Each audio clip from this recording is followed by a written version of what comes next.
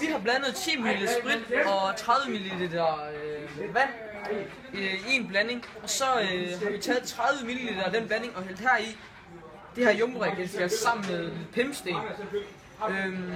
Bare sådan noget, kan du forklare, hvad pimpstenene gør?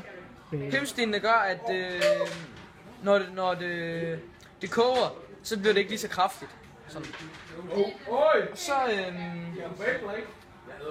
Det bliver ikke lige så varmt. sætte ild til den her, og så skal vi varme jumbo-reagensglasset op, så skal vi se, hvad der kommer ud på siderne her. Så det tjekker vi nu. Så.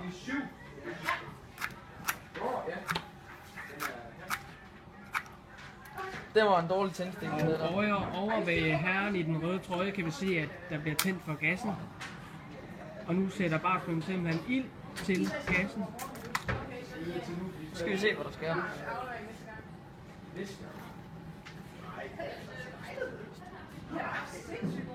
Ej, skal holde lige kæft hjemme.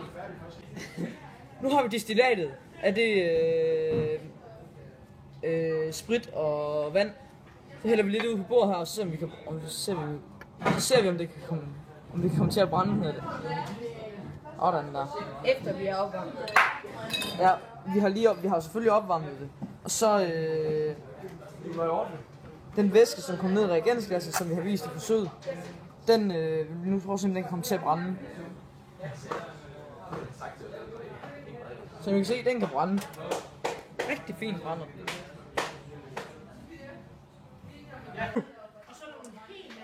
Nu vi har distilleret alt spritten fra vandet, så og spritten den er ind herover, så vil vi stadig kunne bruge den her blanding, hælde ned på bordet, og så vil vi stadig kunne brænde den.